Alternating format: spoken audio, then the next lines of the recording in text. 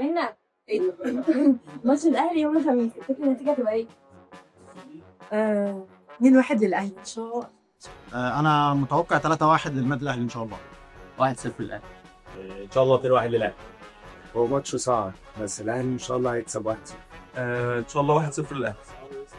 وقت تعادل ان شاء الله 1. توقع 2-1 بالنصر. ان شاء الله 1-0 تريزيجيه. 2-1 الاهلي. وسام بعد 2-0 ان شاء الله.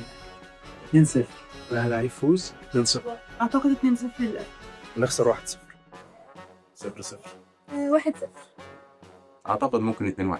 1-0 للاهلي ان شاء الله. 2-1 اهلي. وان شاء الله نكسب، بس انا حاسس ان هو تعادل 1-1. اتوقع ان شاء الله 2-1 للاهلي. انا توقعاتي انه الاهلي اصلا مش هيخرج بنتائج سلبيه في المرحله دي.